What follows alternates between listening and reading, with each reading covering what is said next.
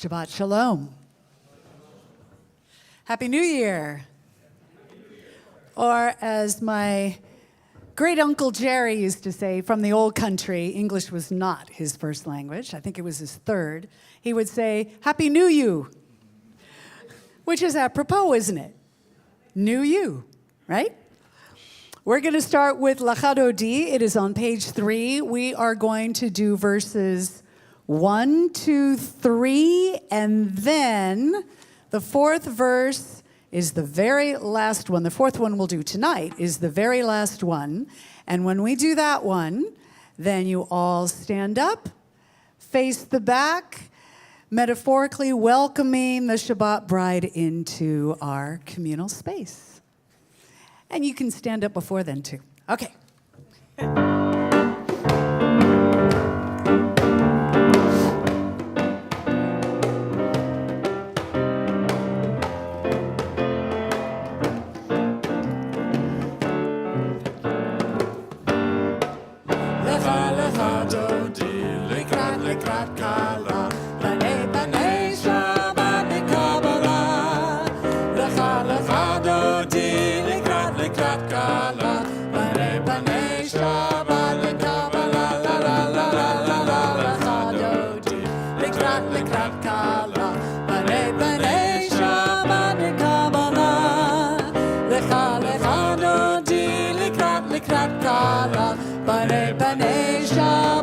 Kabbalah Shamor v'zachor b'dibur echad Hishmianu el ham yachad Adonai echad u'shemo echad L'shem el tiferet v'liti la la la la la la la L'chadodi l'krat kala B'nei b'nei Shabbat Kabbalah L'chadodi L'krat kala B'nei Shabbat Kabbalah L'krat Shabbat L'chu v'necha Ki hi mikor ha'baracha Merosh mikedem nesucha Sof ma'aseh b'machshavat tchila la la la la la la L'chadodi L'krat kala B'nei Shabbat Kabbalah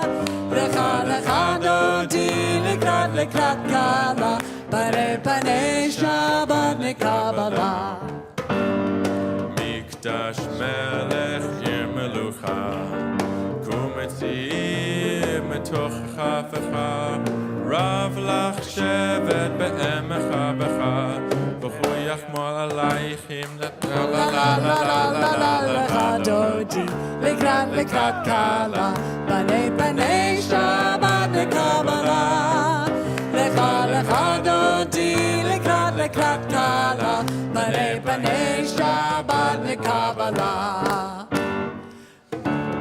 Boi v'shalom Ateret ba'ala Gam b'simcha U'tzola Toch emunei am segula Boi chala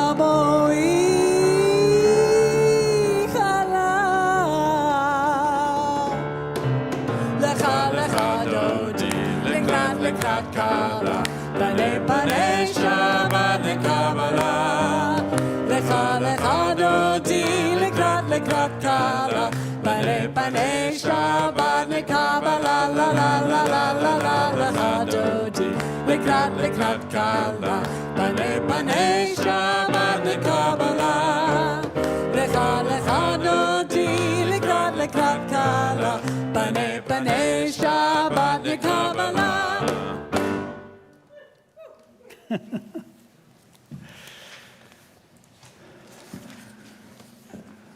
Shabbat Shalom. Ushana Tova.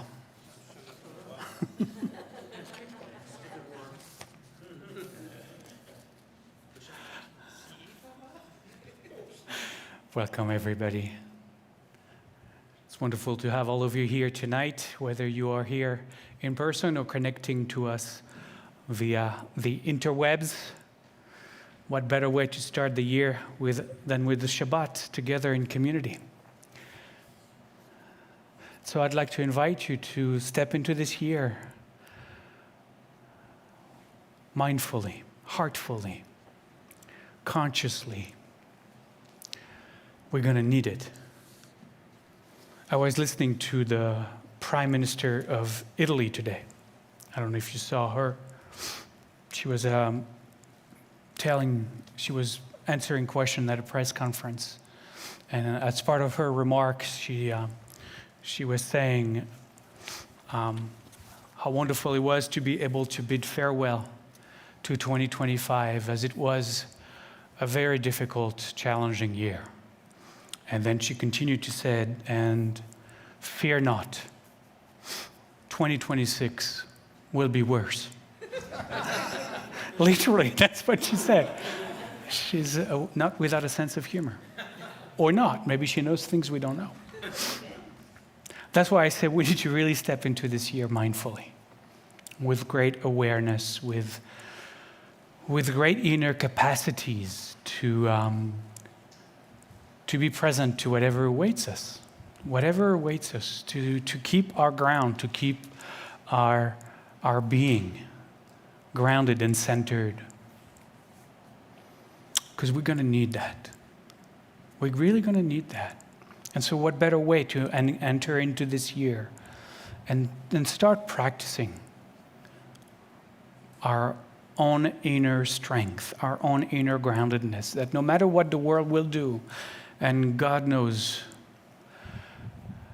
we'll still be centered, we'll still be right here, we'll still be able to meet each other from the heart to heart, wherever happens, without fear. That's what I wish for all of us. So let's enter into this Shabbat. As always, close your eyes. And let's create that Tchum Shabbat, as it says in the Talmud, that Shabbat space. In Orthodox tradition, it means to encircle a certain neighborhood literally with a thread, to create physical Shabbat space. So that's the metaphor for us. Spiritually, what is it that we need? What is the thread that we need to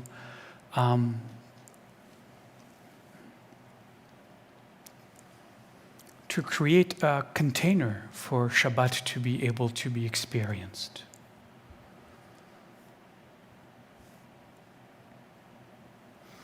For me, it's just a few mindful breaths.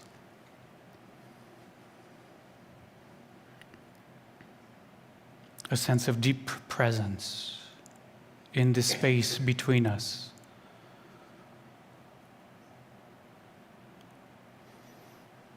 The remembering of our interconnectedness, our interbeingness, that none of us exists as an island in an ocean,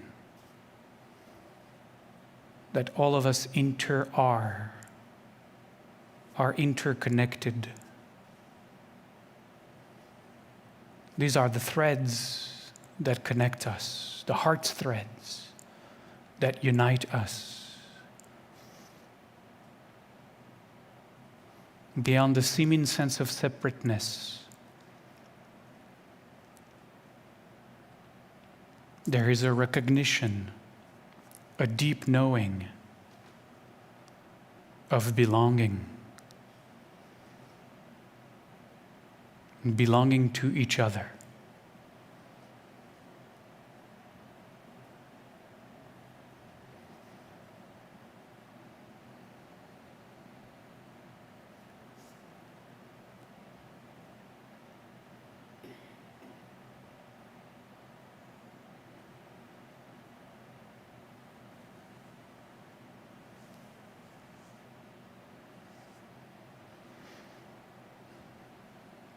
This is Shabbat.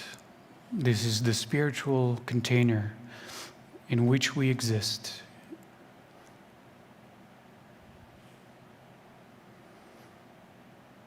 We are so much more than all of our doings.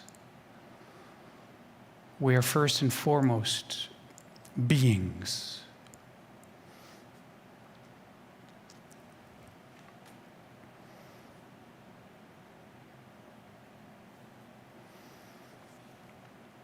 So let this container we just created together carry us through this day. Let this be a place where we can return to throughout the year, to know ourselves from the deepest soul within our heart, and to remember the threads that connects all our hearts together. We're never alone.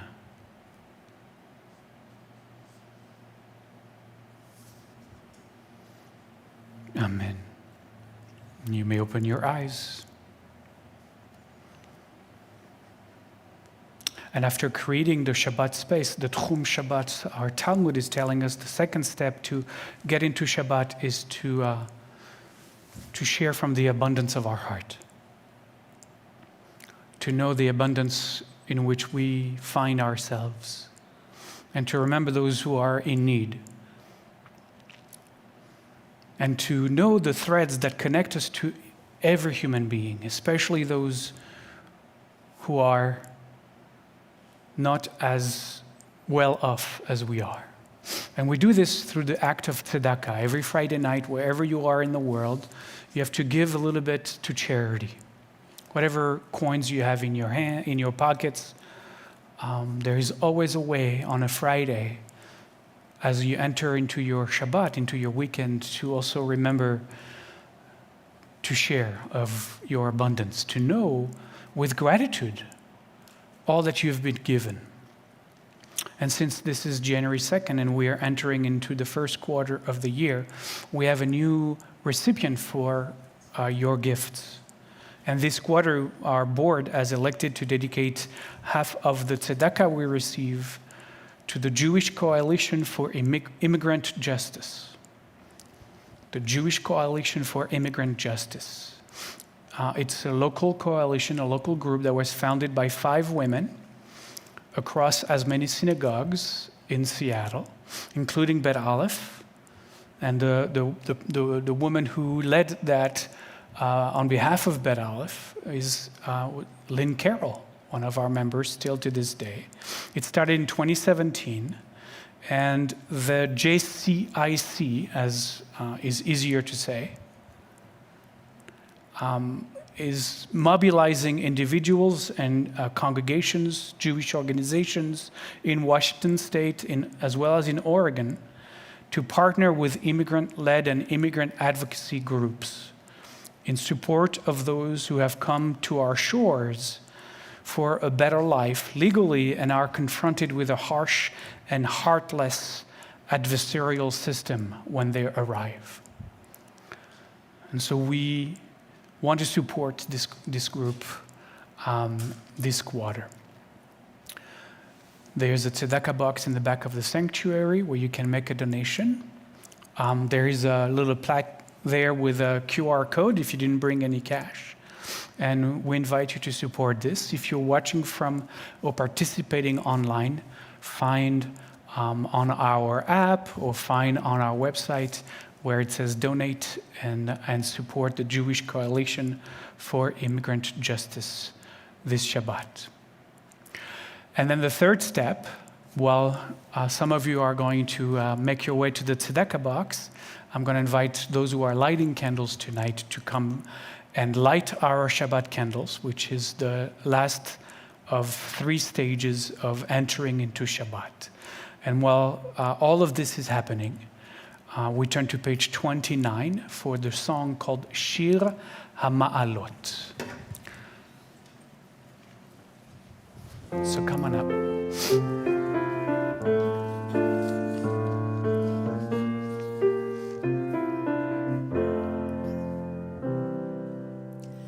Shir HaMa'alot B'shuv Adonai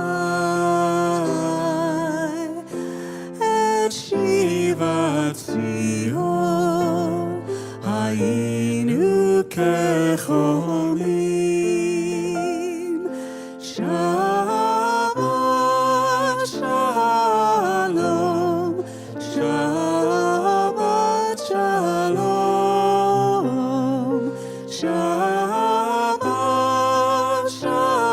שלום, שבת שלום, שבת שלום, בשוב אדוני, את שיבת ציון, היינו כחומים. שבת שלום, בשוב אדוני, את שיבת ציון, היינו כחומים. שבת שלום, שבת שלום, שבת שלום, היינו כחומים.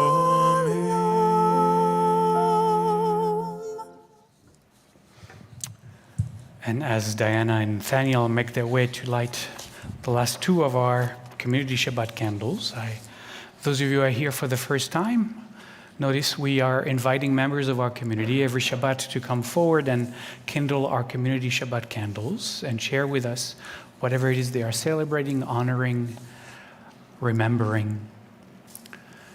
So we're going to start actually on our left, since Diana and Nathaniel are still lighting. Adina Thea is lighting our Shabbat candles tonight in memory of her father, Sanford Ira Wallerstein, on his 9th yard site. Next to Adina, we find Andres Rubinstein and Christian Navarro, and they are lighting in memory of their niece, Ariela Kellerman Rubinstein, on her 3rd yard site. And they remember her every day and feel her unconditional love for everyone. Next to them is Sharon Mayo, and Sharon is lighting in celebration of her 49th year of thriving from surviving the plane crash. She is alive. You are definitely alive. And she wishes all of us a happy new year filled with love, life, light, laughter, and good health. And same to you, same to you. And next to Sharon is Linda Morris. Linda is lighting on behalf of Elizabeth Heath, lighting 2 candles tonight at home, one for her sorely missed nephew, Craig Wilson, on his 3rd yard site, and another one for her beloved friend and dear feisty lady from the Bronx, Ida Gold, on her 23rd yard site. And then Diana and Nathaniel Rose are lighting our candles tonight for their dad and grandfather, Dr. Harvey Rose, on his 18th yard site. At home, Norm Freeman is lighting his Shabbat candles tonight for his mother, Janet, on her 8th yard site. And then I turn now to you and invite you perhaps to close your eyes for a second and look within. If you were to light a Shabbat candle tonight, what would you be lighting and bringing light into your heart, into your life? What is it that you are looking to kindle or rekindle in your life? Especially on this January 2nd, what is it that you want to see shine brightly in your life this year?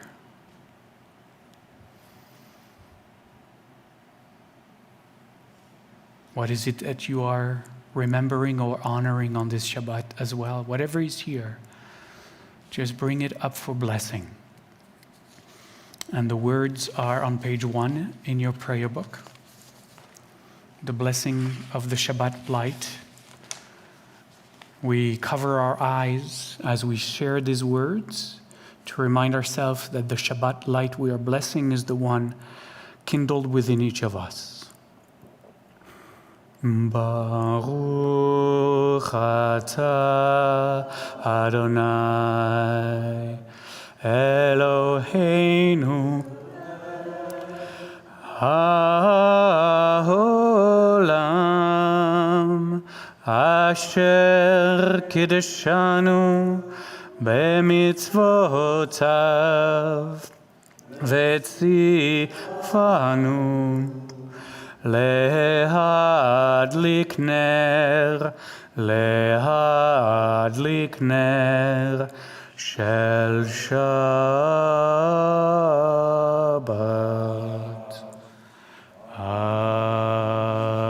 Amen. Thank you all.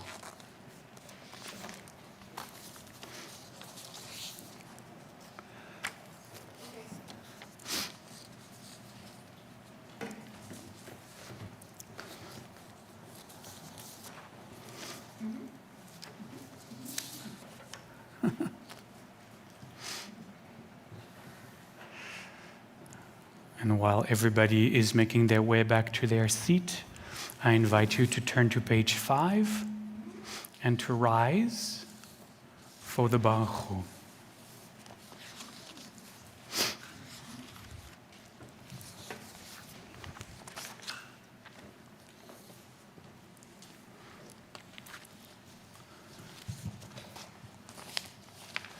We say together, Baruch Hu et Adonai HaMevorach. Bless the Eternal, the one who is blessing.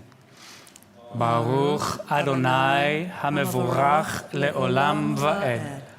Blessed is the Eternal, the one who is blessing eternally.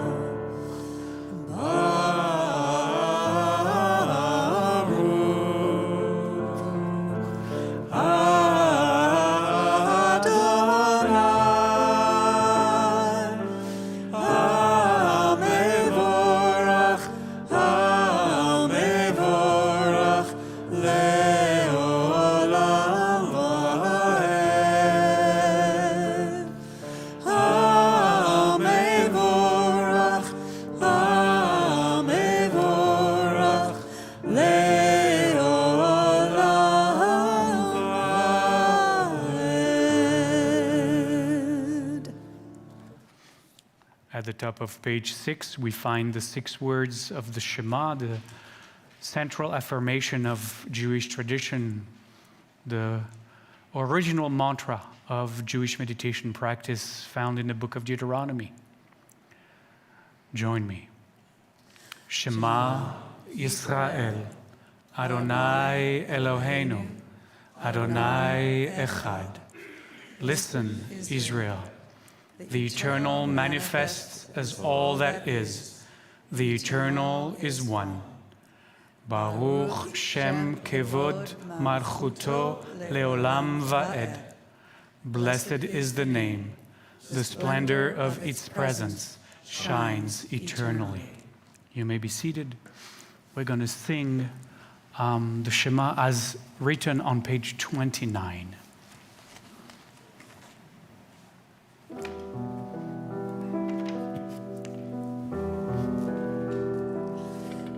As below, so above, as without, so within, I let go and let love. On a breath, I begin. From the dark comes a glow. From beginning to end, from a spark let it grow to a flame that's intending. Shema Yisrael, Adonai.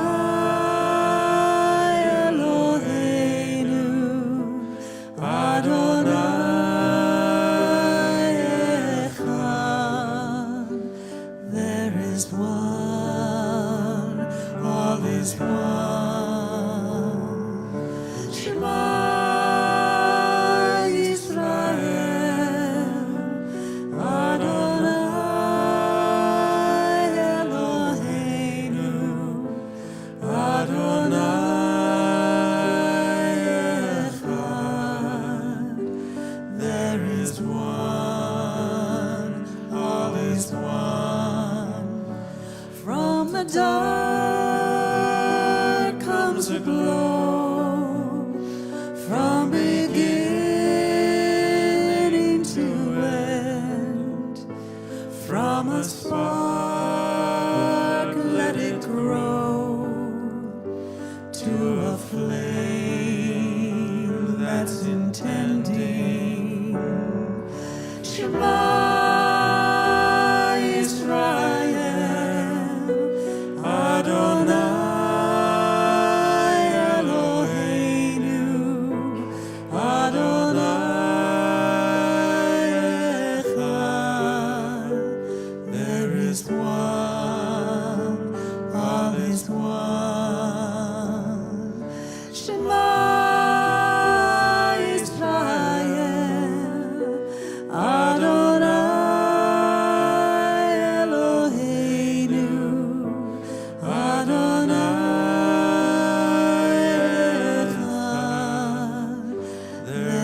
one, all is one.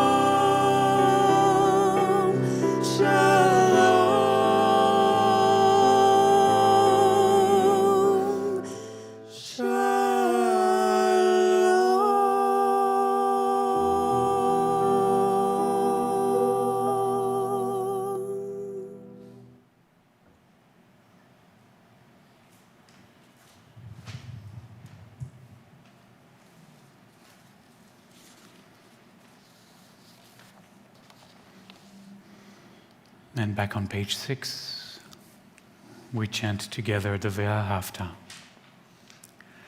ואהבת את אדוני אלוהיך בכל לבבך ובכל נפשך ובכל מאודיך והיו הדברים האלה אשר אנוכי מצווך היום על לבביך ושיננתם לבניך ודיברת בם בשבתך בביתך ובלכתך בדרך ובשוכבך ובקומך וקשרתם לאות על ידיך והיו לטוטפות בין עיניך וכתבתם על מזוזות ביתך ובשעריך למען תזכרו ועשיתם את כל מצוותיי והייתם קדושים לאלוהיכם אני אדוני אלוהיכם אשר הוצאתי אתכם מארץ מצרים להיות לכם לאלוהים אני אדוני אלוהיכם אמת.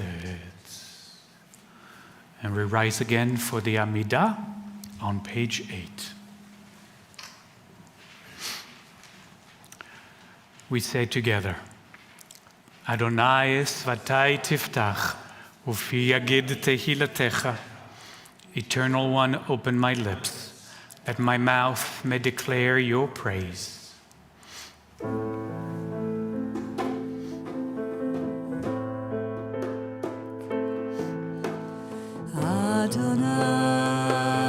Adonai Svatah Tiftach Ufi Yagid V'Yagid Tehillah Tehilatecha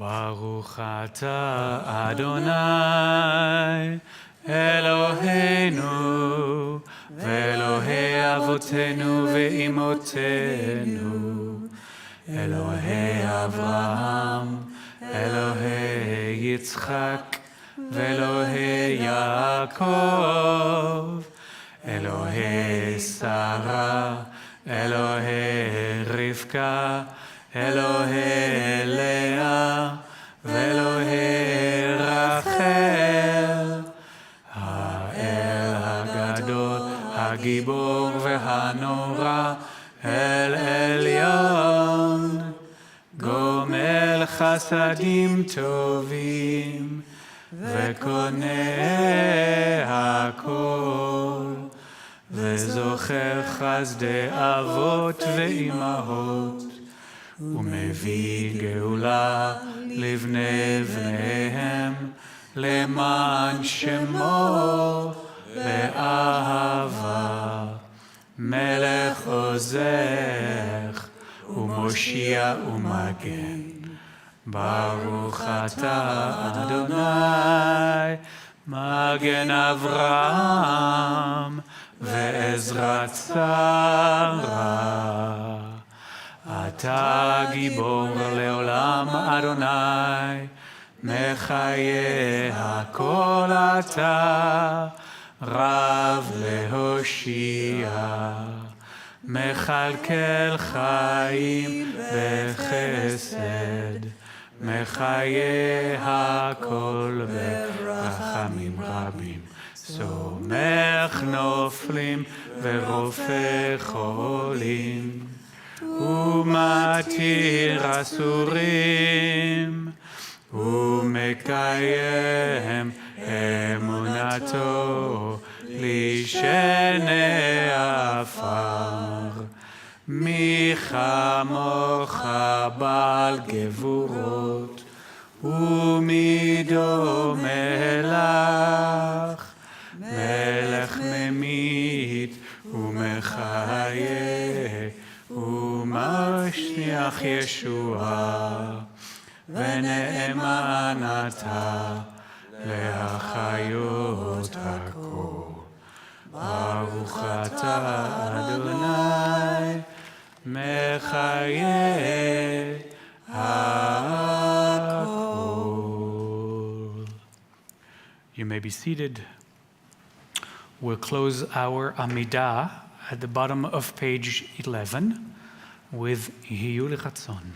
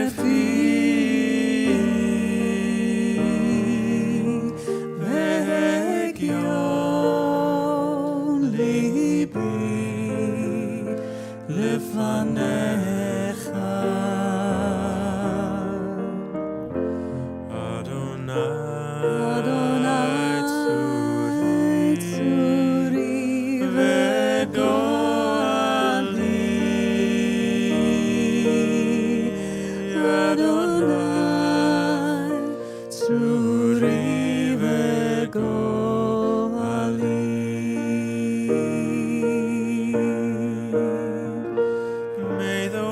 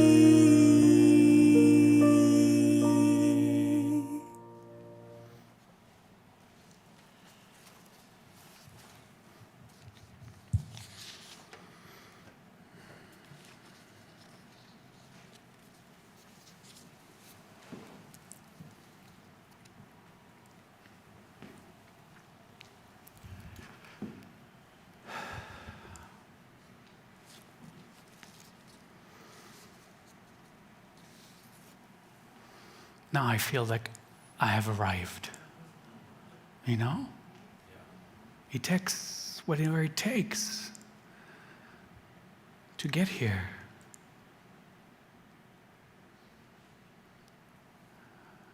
Hineni. And just in time for me to re-access your thinking mind. Sorry about that.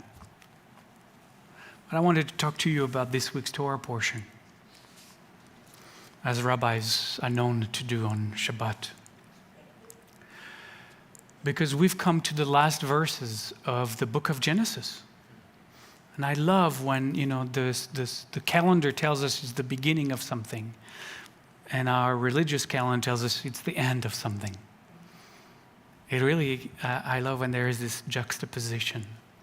It's the end of the book of Genesis, and starting Motzei Shabbat, Sunday morning, we'll start chanting, studying the book of Exodus. And so this Torah portion, this last one, is the Torah portion that kind of wraps up everything that has happened up until this point, and it comes with the final touches on the narrative of our forefathers and foremothers. And then there is Joseph who dies, and the generation of Joseph, all his brothers and sisters who die, and of course Jacob as well. And Kai and I were talking just before Shabbat services began, and he was starting to tell me, as he's writing every Friday, about every week's Torah portion. It's been 2+ years, and he sees connections now between the Torah portions. This week's Torah portion is deeply connected to one that happened earlier in the book of Genesis. And the Torah portion that I'm mentioning is called Chaye Sarah, literally the life of Sarah.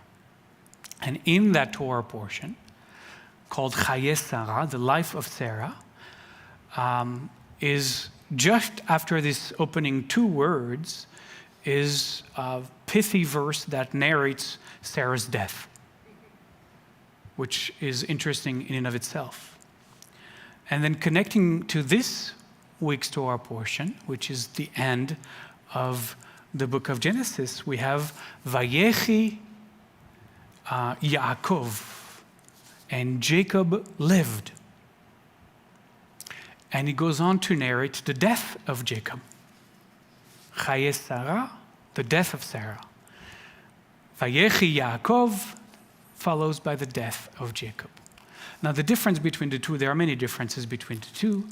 The death of Jacob happens over many more verses. Sarah dies immediately after this first verse. There's no explanation. There is no length of time where she dies. She just.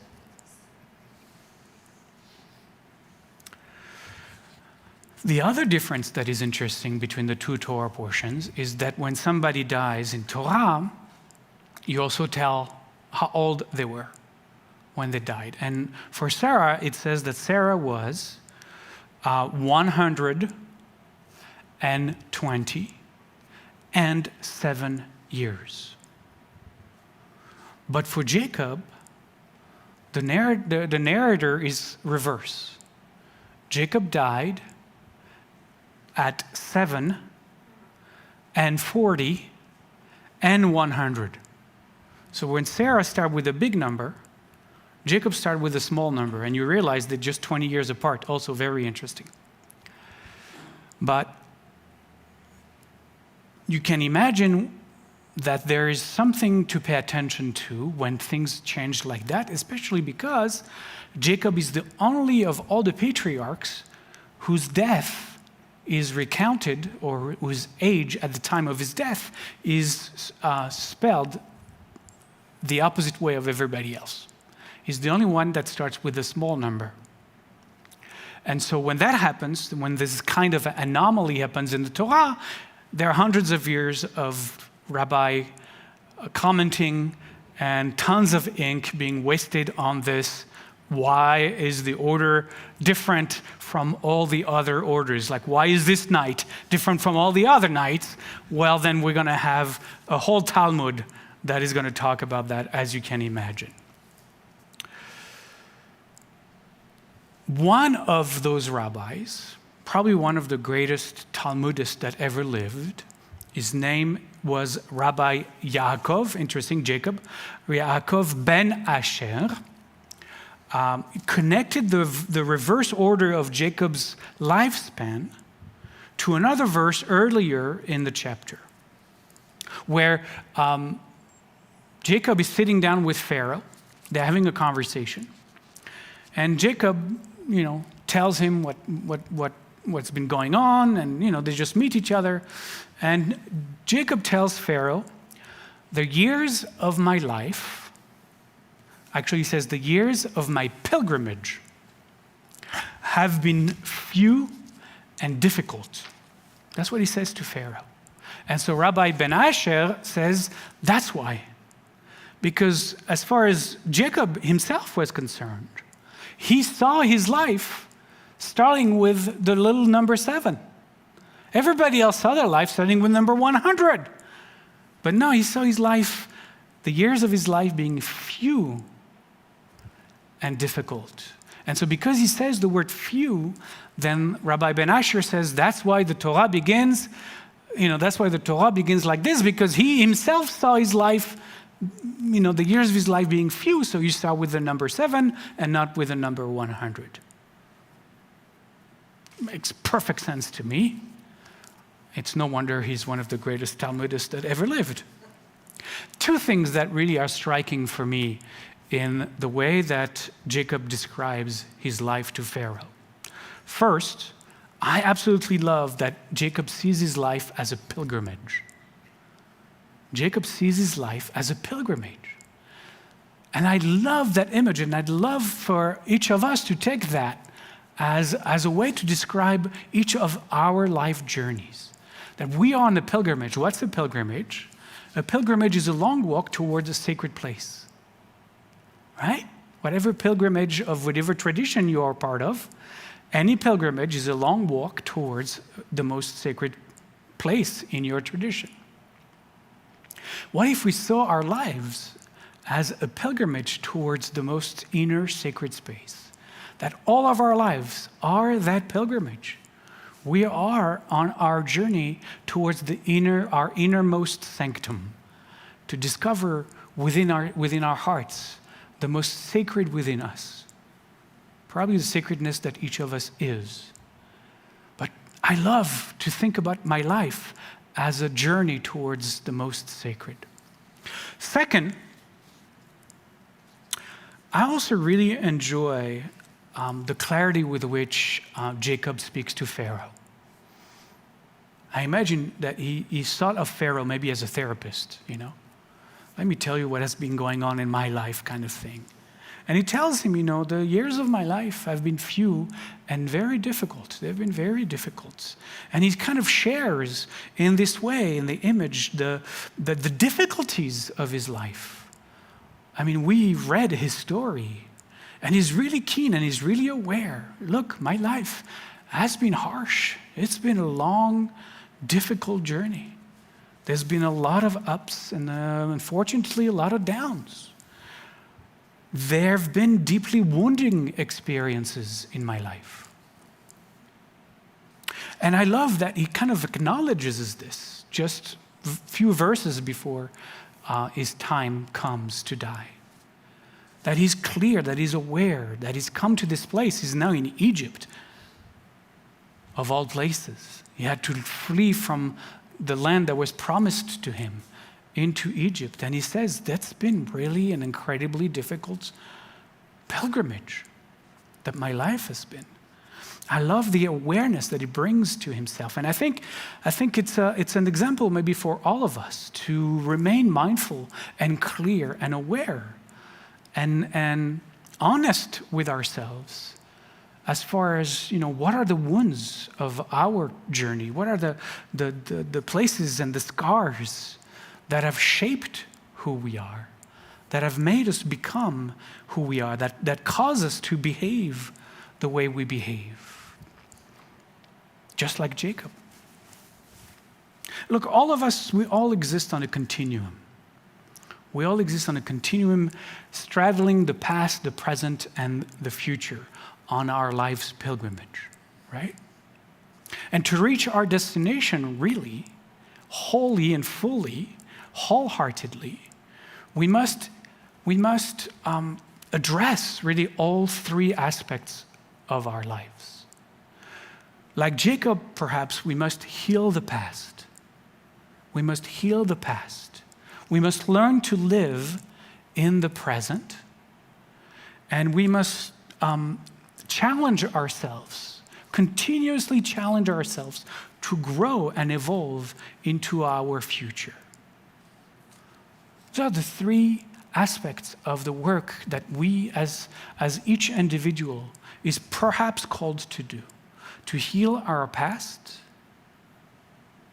to learn to live in the present, and to continuously grow and evolve into our future. Now, there are three obstacles that come with those three parts of our lives. The obstacle to healing our past is our lack of awareness, right? Our lack of awareness of our past, of the wounds, of the difficulties in the journey, of the scars that we have collected, all that have shaped our psyche. If we are unaware of it, then our healing journey cannot be completed. And so part of our journey is, as best we can, to heal the past. And the obstacle to healing the past is our lack of awareness. And I think Jacob demonstrates the power of awareness in his words to Pharaoh. The obstacle to learning to live in the present, you all know what it is. Distraction. All kinds of distractions. And we are assaulted, we're under assault from a society that thrives on keeping us distracted. But if we want to learn to live our lives as it is happening, moment to moment, breath after breath, heartbeat after heartbeat, to be truly present to each other as we encounter one another, we have to learn to overcome the obstacle of distraction that lives in our pockets most often. The third obstacle that comes with our ability to continuously grow and evolve into our future, the obstacle to our future is our fear of the unknown and our fear of change. And we need to learn to live with those fears of the unknown and the fear of change that cause us to stagnate in our life, that cause us to remain complacent, to say, who I am is who I am, and I will never change. There is no possibility for me. I'm too this, I'm too that, I'm too young, I'm too old, I'm too set in my ways, whatever it is that stops us. If we have a stagnant mindset, it will stop us on our pilgrimage toward the sacred being that we are.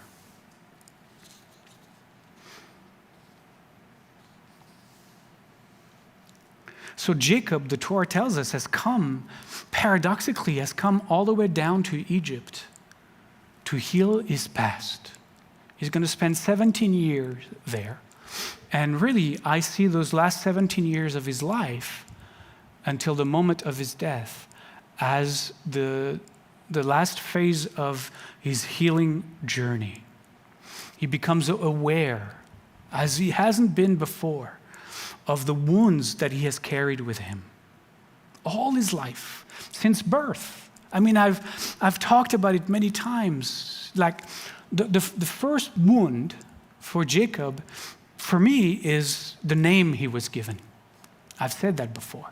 Yaakov, the one who follows, the one that holds on at the heel of somebody else, the second fiddle, right? He's always been the second child, the second citizen. He's never, his name has been demeaning to him. And to me, that's his first deep wound. And all his life is a journey to change his name, where he becomes Israel eventually, because he has to. He has to break free from that name that his parents gave him. To me, the second wound comes from his father, because his father didn't look to him as an equal to his brother. His father preferred his Esau, his brother, his twin brother. Why? Well, because, Esau was more rugged and more manly than skinny tent dweller Jacob, right? So he probably had a major complex vis-a-vis his brother. And he had a father wound who disliked him. The Torah tells us. Think about carrying that baggage already. Think about why he grew up and within him festered both jealousy towards his brother and anger. How can this young man could not feel within himself jealousy and anger? And how could that not dominate his worldview at that stage of his life? And these unhealed childhood wounds caused him to repeat the pattern when he became a father. What does he do with Joseph vis-a-vis the other brothers? He too, like his father, despite the fact that he was wounded by his father, repeats the same patterns. Why? Because that's what we do, each of us, unconsciously. And he prefers Joseph over all of the brothers. He prefers Joseph unconsciously, unaware. He prefers Joseph over all the rest of the brothers. And that causes a major strife between the brothers. And the consequences of it is that, as far as he knows, one day the brothers come home with the coat of many colors that Jacob had given his favorite son and not to the others, dipped in blood, covered with blood. And the brothers tell Jacob that his favorite son was devoured by a wild beast while they were trekking through the wilderness. And so as far as Jacob is concerned, the world, collapses. His world collapses. But I also believe that this is the start of his journey. I think this is the beginning of him, just as this is the start of Joseph's journey of healing as he's sold into slavery and outgrows his own narcissistic tendencies put onto him by his doting father, as narcissistic parents tend to do. It's also the start of Jacob's healing journey. Healing because he realizes what he's done. He's realized the consequences of repeating his father's patterns. I just love that about the people in the Torah, the heroes in the Torah, because they're deeply flawed. They're psychologically real. They're real in their flaws, in their brokenness. None of them, I was going to say walk on water, but that would be a terrible thing to say. But, there are no superheroes. Moses is no superhero. All of them are just like us. I know I can relate to Jacob. Oy. That's why I really see his conversation with Pharaoh as kind of a therapy session. I think Jacob needed to go to therapy. Maybe he did. Maybe he spent time in the wilderness with himself and did a lot of personal work on his pilgrimage through life, because that's really what he needed, to see a therapist and become aware of all those wounds and all the scars that have caused him to repeat the patterns of the father in his own life. And our life's pilgrimage must also be a pilgrimage to heal our past. We also, like Jacob, must become aware of our own psychological wounds. That's what the Torah is telling us here. Because those wounds, those scars, unbeknownst to us, are those who run our lives, damage our relationships, keep us stuck, and keep us trapped in our unhealed shadows. Now, those of us who have been in therapy for a long time know that the reason why therapists make a good living is because it never ends. They have customers for life, basically. And I was thinking about that. One conversation with Pharaoh probably didn't do the trick. Maybe 17 years of therapy in Egypt helped. And then I was thinking, you know what? Rabbi Tarfon in Pirkei Avot, in the Ethics of the Father, chapter 2, verse 15 said, Ayom katzar ve'amlacha meroba. Yes, the day is short and the work is plentiful. There is no doubt about that.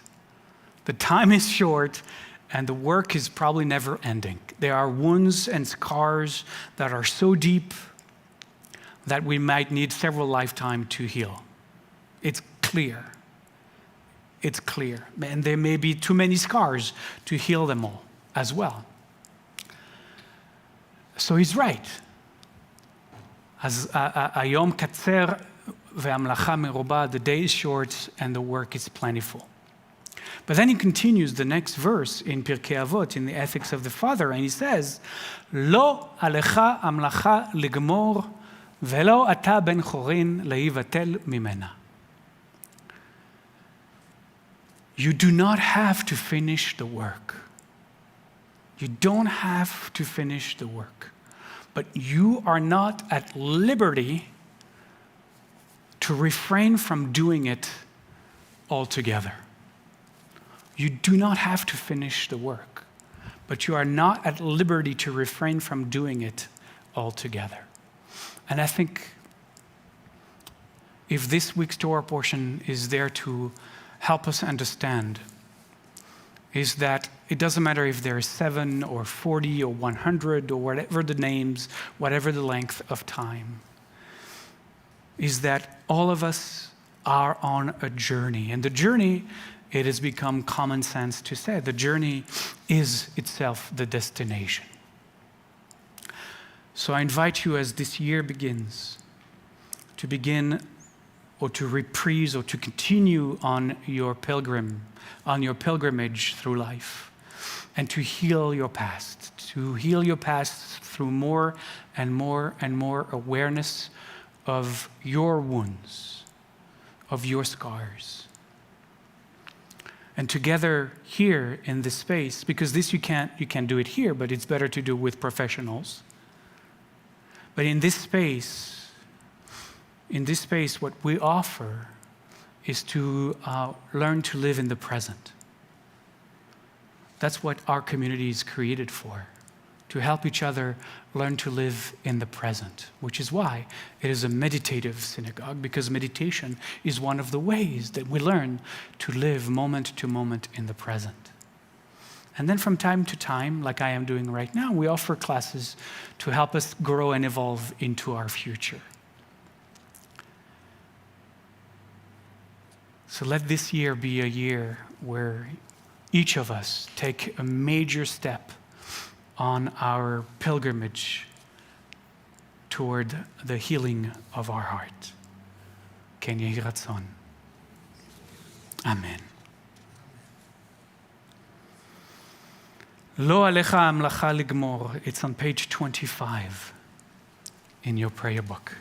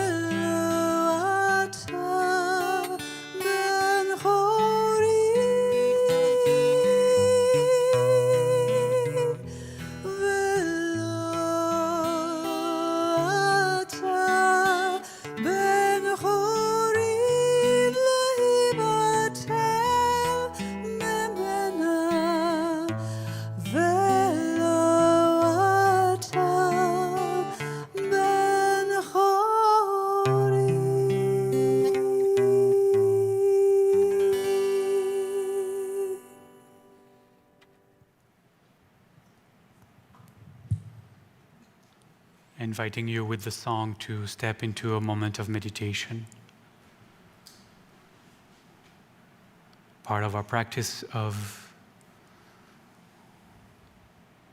living in the present.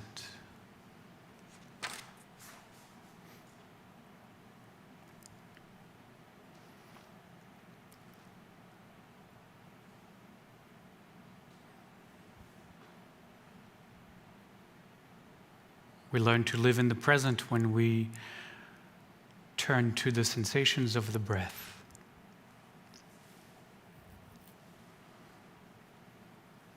As it comes in, as it goes out.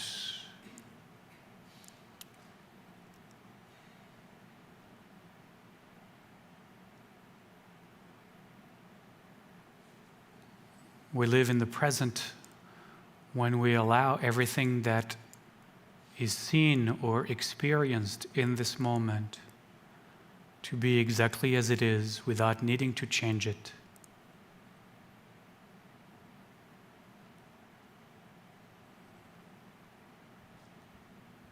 Without wishing anything to be any different than it is right now.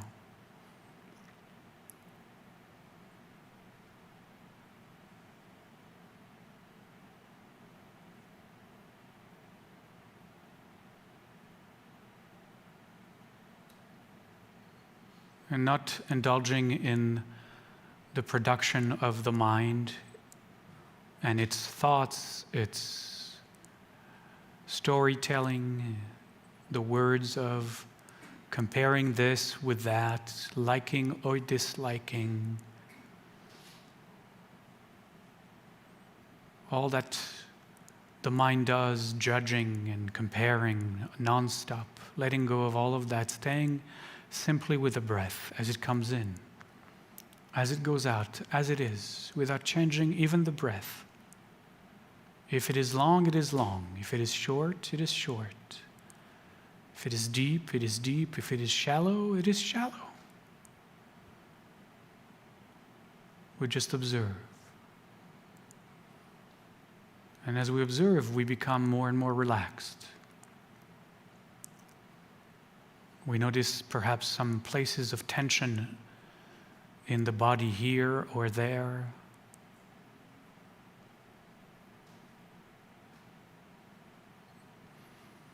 Expression of tensions are usually tensions coming from resisting the moment.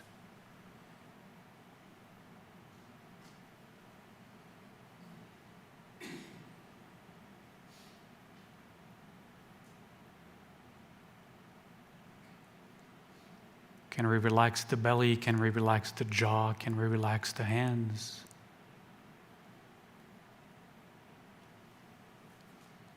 Can we know ourselves to be absolutely and completely safe right here, right now?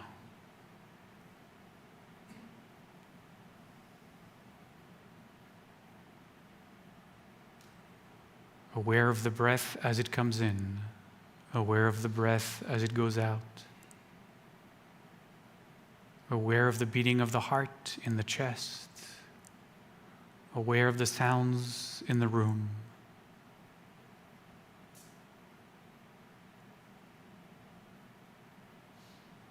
But we remain, as aware of all of it, we remain unmoved, unchanged, untouched. The center of awareness.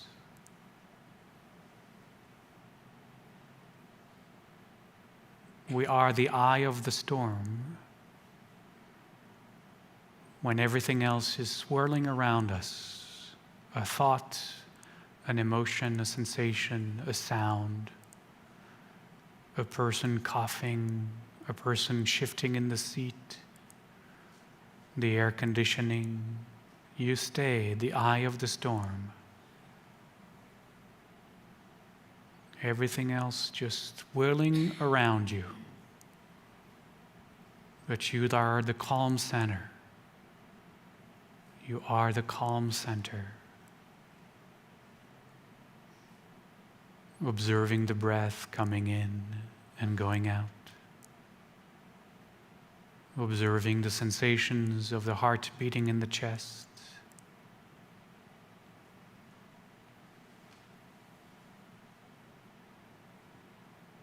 Sensations of heat in your palms, the palm of your hands, the touch of the clothing on your skin, the tightness of your shoes around your feet, the back of the seat pushing against you. You just observe everything, but get attached to nothing. It all appears and disappears. You're the eye of the storm. Right here, right now.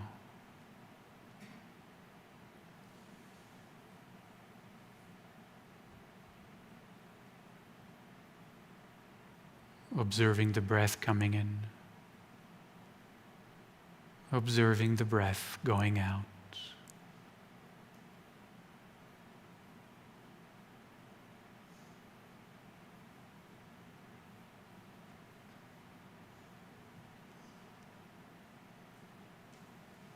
In this moment in your life, there is nothing to grab onto, nothing to become, nothing to be, no one to pretend to be. You don't have to achieve anything. You don't have to succeed at meditation. You just need to be observing this breath coming in, this breath going out.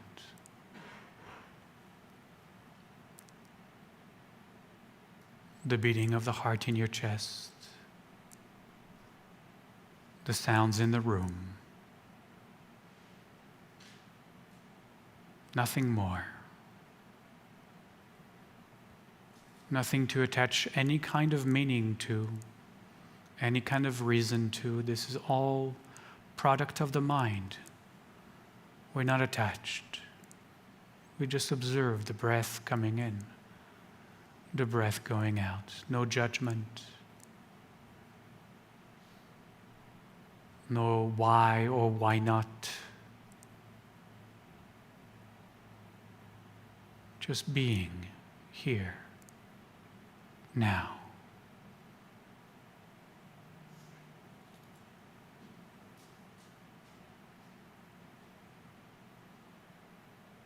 So very simple. Demanding nothing, wanting nothing, desiring nothing, lacking nothing, just being. This breath coming in, this breath going out, the beating of the heart in the chest.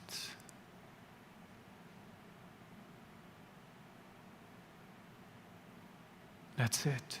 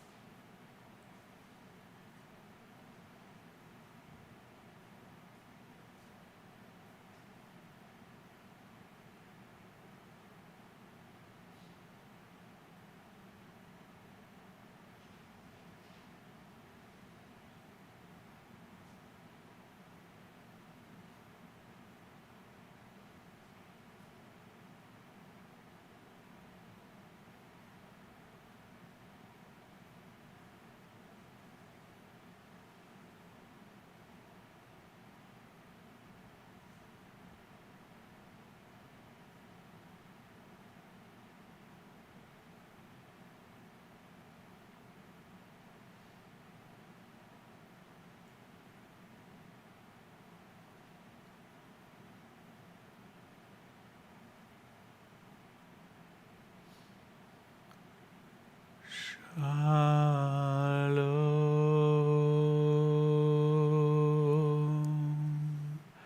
shalom,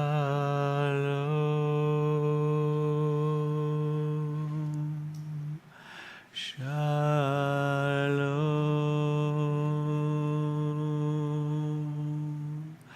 shalom,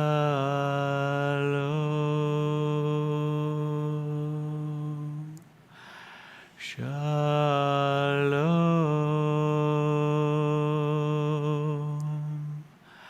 Shalom.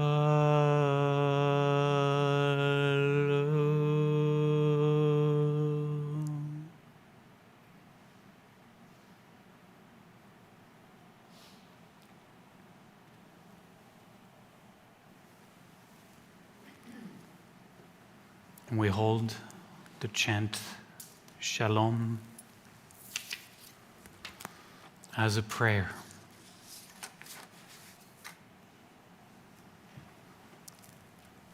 A prayer of peace, a prayer of wholeness, shared with those you have written on our healing list tonight.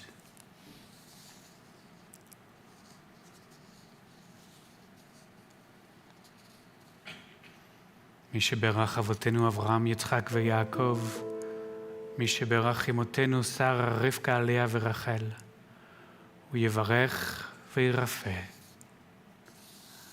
את David Mark, Daniel Clark,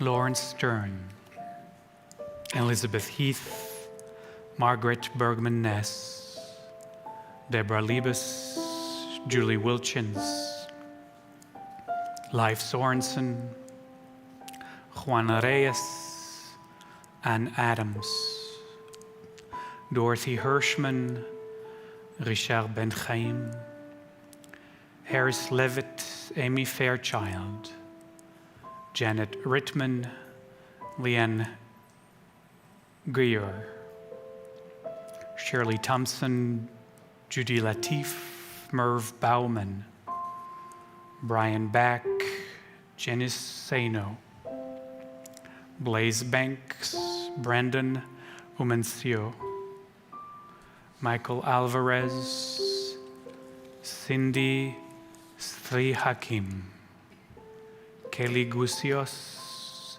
Celia Curran, Keith Arts, Penny and Joe Vogel, Pam Heller, Al Francis.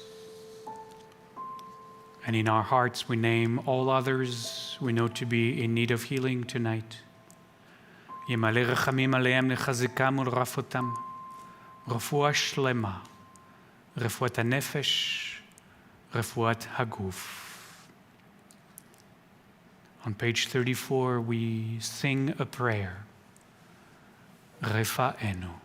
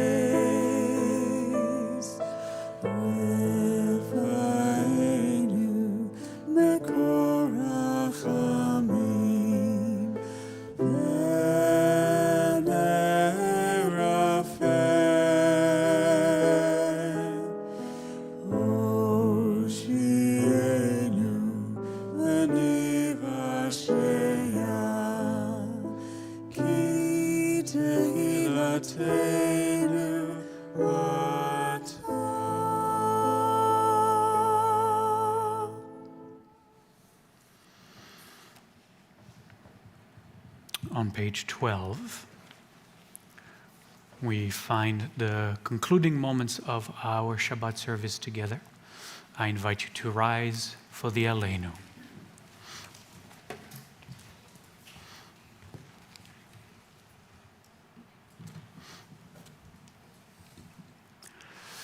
we say together, we are the ones given this way of praising the Holy One of all being, that we might understand and express the greatness of the one who shapes all creation. We celebrate our uniqueness and that of others, and seek to discover the wonder that we are. Therefore, we bend the knees, we bow, and we proclaim our gratitude before the ruler of all rulers, the Holy One of all being. As it is said, then we shall truly realize the Eternal One as universal being. And on that day, the unity of being shall be celebrated by all. Alenu leshabeach la'adon hakol, לתת גדולה ליוצר בראשית, שלא עשנו כגויי הארצות, ולא שמנו כמשפחות האדמה, שלא שם חלקנו כהם, וגורלנו ככל המונם, ואנחנו קוראים ומשתחווים ומודים לפני מלך מלכי המלכים הקדוש ברוך הוא. ונאמר והיה אדוני למלך על כל הארץ ביום ההוא, ביום ההוא יהיה אדוני אחד, ושמו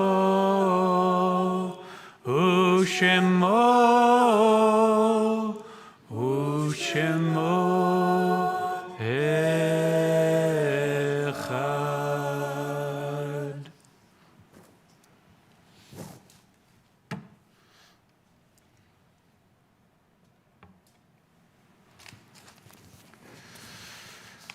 We turn to page 14 as we find the Mourner's Kaddish.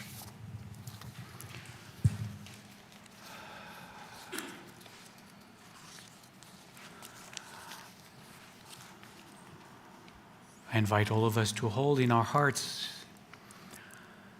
the names, the faces of those we remember right now.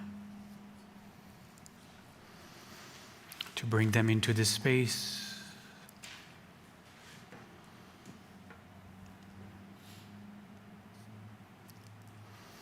And to connect with energies of forgiveness, energies of compassion, energies of love. The words of the Kaddish are words of praise. We praise the Holy One for the preciousness of the gift of life that we get to share with one another.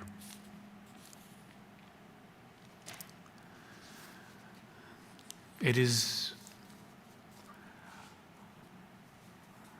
rare but welcomed that no one is on the list of Shloshim or Shiva this time around, which means that none of us are mourning. And it's a wonderful way to start the year. May it continue to be so. However, I want to, if that's the case, I want to hold those who have tragically passed in Switzerland during the new year as we hold them and their families in our hearts.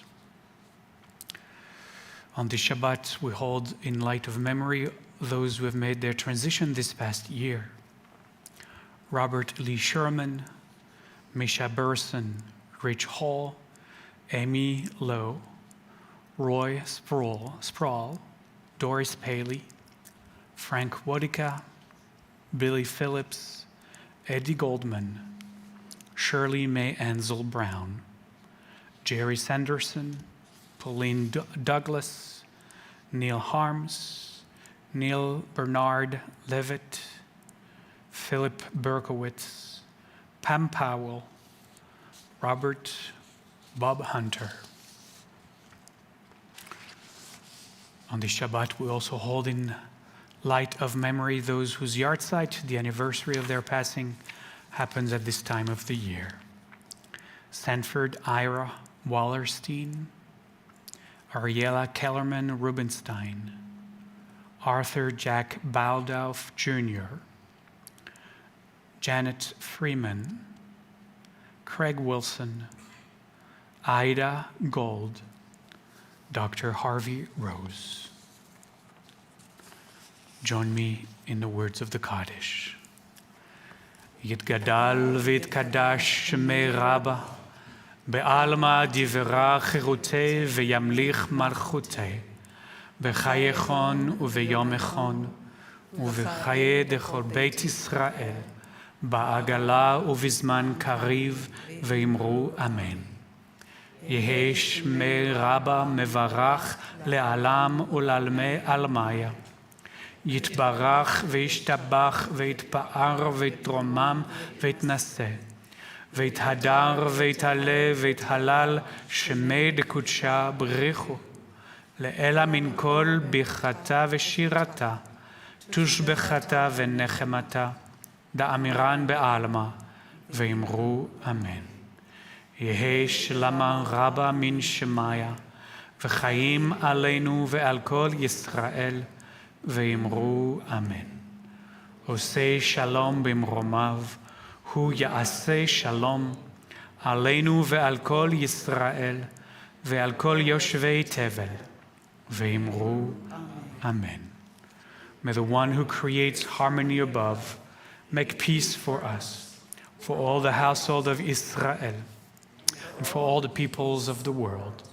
And let us say, Amen. You may be seated. I'm going to share a few announcements, but first I want to acknowledge our amazing band tonight. Guy and Roses. So close. I've been holding on to this since the candle lighting. It's like, when is the good time for Guy and Roses? So enjoy. You're welcome. You're welcome. Beit Midrash. We are studying the book of Genesis. I think we're on day 3 in the past 3 months, so we're making great progress. Meaning that if you haven't joined us, feel free to join us.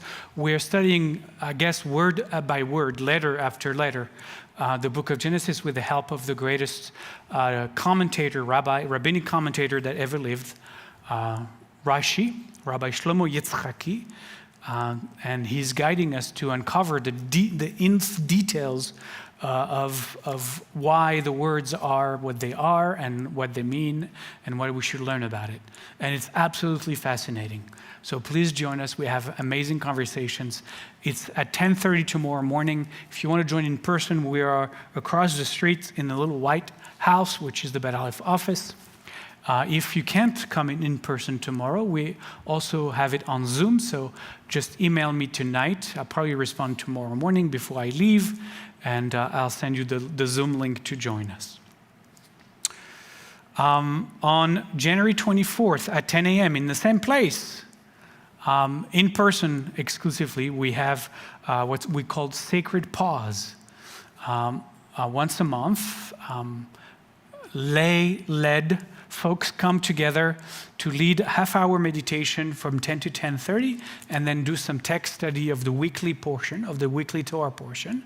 And it's members of our community just come together and study our sacred text together. So that's January 24th. It'll be Saturday at 10 a.m. On the next day, on Sunday the 25th, we have the Heart Circle. Where is that taking place? Do we know? We can find that out. There's another Shabbat between now and then. But Heart Circle is a place where our members come together and just talk about whatever is on their heart. And it's members only, and it's created in a context that is healing and supportive of everyone. And you can just come and tell us what's on your heart, what you want to talk about. And it's a way to heal together and speak in community, whatever it is that is, sitting here. The meditation retreat is next week, Friday. We've been talking about the second of the three components of our pilgrimage, which is living in the present moment. And there is our annual meditation retreat is starting next Friday at the Rainbow Lodge in North Bend. We're still looking for people to come. You can come in person. There's also a way to join us online, and just go to our website and register, and we'll have a great weekend together. It's Friday evening through Sunday 5 p.m. Our next Shabbat, the first Shabbat in March, which is really 3 Shabbats from, okay. It's very scary for us, is our Purim celebration. Please do not miss it. Put it on your calendar, the first Friday in March. We want everybody here, and we want everybody in costume. The theme is the 1980s, because the 2080s, we haven't gotten there yet. So 1980s. So remember the 80s? No? That means you lived through them. But, hip hop, what's her name, who was the gym on TV with Jane Fonda. Remember that? With the leg warmers, and you had the gym on TV. The 80s. I'll give you a little, we're not going to sing that song, but just to give you a taste. We're not going to sing that one, I don't think. I hope I'm not giving it up. 1984. It could have been the song. It's not going to be, but it could have been the song. 1984. Help me out. If Haman threatens Jewish neighborhoods, who are you going to call? Try again. If Hamas threatens Jewish neighborhoods, who are you going to call? Queen Esther. Of course, you got it. Queen Esther. So we're not doing that, but that's to put you in the mood. That's like it's a little tease. It's a little tease. 1980s, now you remember. That's all I got. Please join us for the Oneg. I'd love to say hello, wish you a happy new year. It's downstairs. We'll have a little breaking bread together and having a little sip of wine or juice, and wish each other Shana Tova, I guess. And Diana selected for us the most appropriate of songs as we usher this new year and the next leg of our pilgrimage. It's on page 30. It is Tefilat Haderech.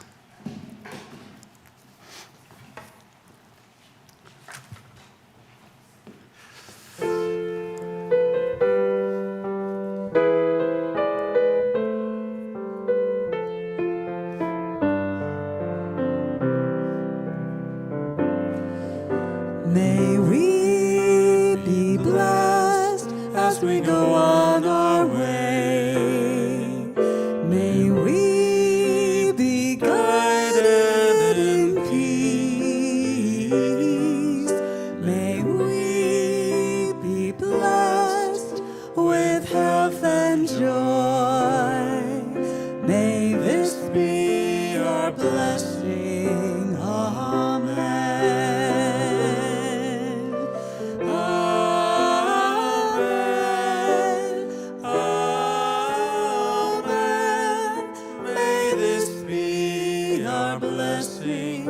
Amen.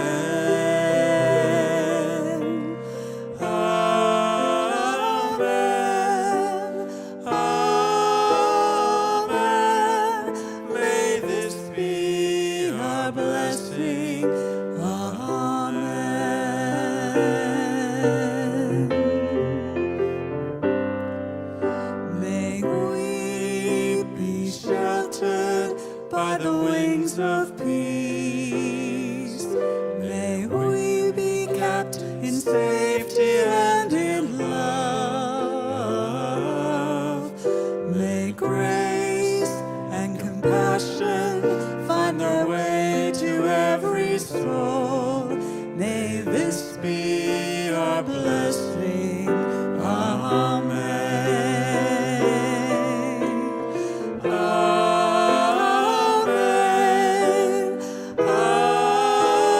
Amen. May this be our blessing. Amen. Amen. Amen. May this be our blessing.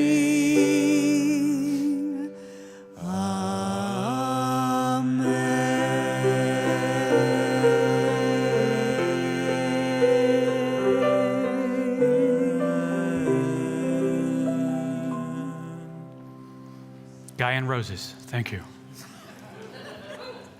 Shabbat Shalom, everybody. If a few of you could stay behind and help us transform this space back into the sanctuary for CSL, we'd appreciate all the help we can get. Shabbat Shalom, everyone.